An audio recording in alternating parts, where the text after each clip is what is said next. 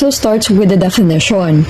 Art Projector is an augmented reality feature with a Google Arts and Culture mobile app that allows users to project high-resolution, full-size digital version of famous artwork into their own physical space, letting them view the masterpiece in their own dimension.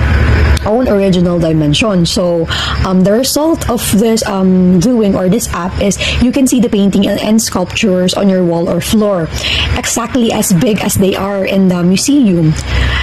Ayun, tapos this is a digital picture of famous artwork na parang all you have to do is you point your phone or your living room or any wall that you have in your home and it give a life-size digital copy of famous artwork.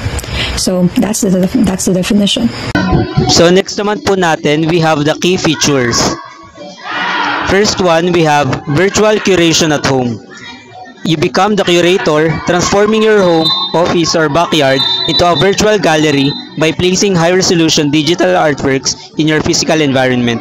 So dito po sa application na Google Arts and Culture, pwede po natin i-project yung mga sikat na painting sa screen natin and pwede po natin siyang i-ikot into 360 degrees. Yan, kung kagaya pa na makikita nyo sa picture, meron po dyang Starry Night and pinroject po nila sa screen nila and pwede po nilang iikot-ikot sa bahay kung saan po nila gustong ilipat yung painting. Second, we have interactive experience. You can move around the artwork, change its placement, and even take photos or videos of the masterpiece in your space to share with others. So kagaya nga po nung sinabi ko nung una, since pwede po natin i-project yung painting sa screen natin, dito pwede rin po tayo mag-interact by taking pictures and videos na kasama yung projected painting sa mismong bahay natin. Pwede po natin siyang i-share sa mga friends na parang nandun mismo yung painting sa lugar natin.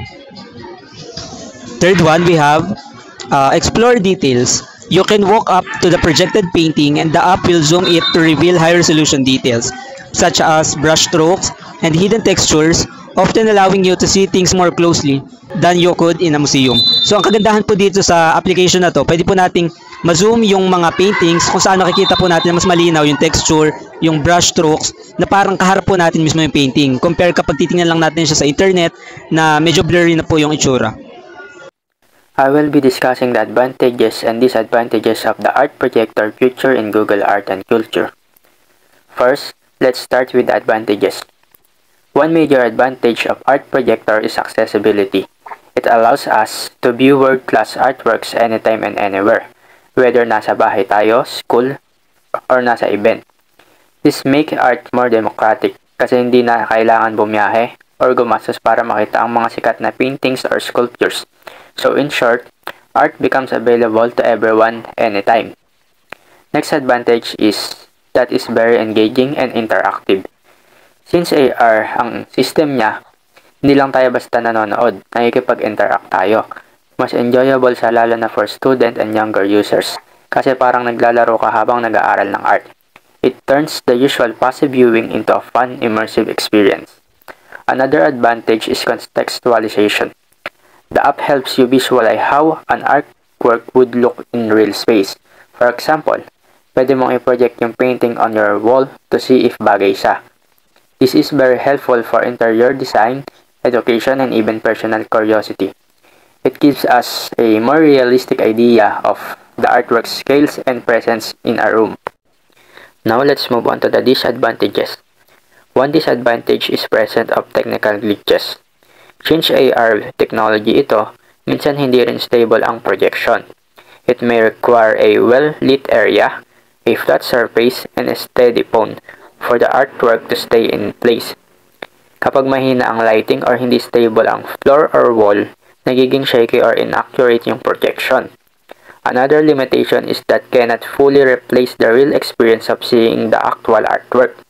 Even if high resolution ang digital version, it still lacks the texture, materials, atmosphere, and also called the aurora of being physical presence with the original piece. Iba pa rin talaga yung feeling kapag harap-harapan mo makikita yung tunay na artwork. Other ways of Google Arts and Culture art projector apps can be useful to society. First is accessibility and inclusion. Ayan, ito yung para sa mga tao na hindi afford yung gumala sa labas or hindi afford na mag out of town to see the original picture or original painting. So this app allows people to see the original photo kahit hindi ka mag-travel, kahit wala kang time gumastos, mga ganyan. So it helps. So the second one is enhance education and learning. Educators can use it to virtually place historical artifacts or famous painting in the relevant historical settings or even in the modern day environment to spark discussion about context and perspective. So ayan, magagamit din natin siya sa education, learning. So these educators can take things like old objects, like for example, they could place an ancient brick vase sa mga house para maipakita sa mga students, or example pa ulit, putting a famous Renaissance painting sa modern city. So ayun, magagamit natin siya into different things. How is AR different from VR in this example? AR in this example blends digital elements with your real-world surroundings, typically using your smartphone's camera. So dito po, ang pinakaiba ng VR sa AR is that sa Google Arts and Culture, pwede po tayo mag-project ng mga digital artworks sa screen po natin via smartphone's camera. Unlike po sa VR na as in fully digitalized na po yung environment natin once na andun na po tayo sa digital world. Dito po sa VR is bine-blend lang po natin yung real world surroundings sa digital artwork na in-overlay po natin. First one, the art projector projects a masterpiece like a famous painting onto your wall at its actual size, allowing you to see details and scale in your own space. So yun nga po, yung nabanggit ko kanina, dito po sa application to, nagpo-project po tayo ng mga digital artwork. Pocket gallery places a virtual gallery like an entire museum wing into your physical space, allowing you to walk through using your device. So kagaya po sa Google Map, dito po sa application na to, pwede rin po nating libutan yung mga sikat na museum na parang nandun din po tayo sa mismong place na pwede po nating ikutin yung mga rooms sa makikita po natin yung iba't ibang klase ng paintings na naka-display. Third one, the art filter or art selfie uses AR to superimpose artistic elements onto your face or create virtual twin of you as a piece of art. So dito po sa art filter, meron po ditong pwede po natin i-convert yung picture po natin into paintings, and meron din po ditong choices kung anong klaseng style ng art yung gusto nyo ilagay dun sa picture natin. For example, gusto nyo is classical style, baroque, renaissance, and other more. Fourth one, we have the 3D objects. Brings ancient artifacts, historical objects, or even extinct animals like a dinosaur skeleton to life in 3D right in front of you. So dito, meron ding mga history about sa artifacts and mga extinct na animals, and pwede rin po natin siyang ma-explore sa application na to. Now, I will explain the different AR technologies used by the Google Art Projector. First one is the camera tracking. Camera tracking is when the phone uses its camera to understand the environment in real time. It analyzes what the camera sees to know where objects and surfaces are located. For example, when you open the Google Art Projector and point your phone at a wall, the app tracks the space using the camera, so it can place a painting in the correct position. So basically, this feature helps the apps anchor the artwork properly para mukhang realistic at hindi basta lumulutang sa screen. Next one is the motion sensors.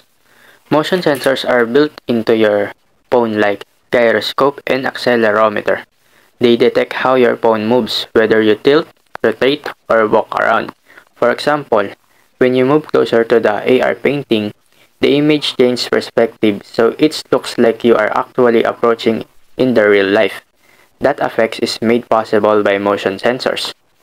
In short, ito yung dahilan kung bakit sumasabay yung artwork sa galaw natin, making the experience feel more natural. Another one is the surface detection.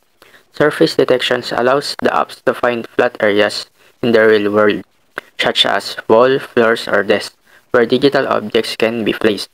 For example, Before placing a painting in the app, your phone shows dots are lying on the wall, meaning the app has detected the surface and is ready to project the artwork onto it.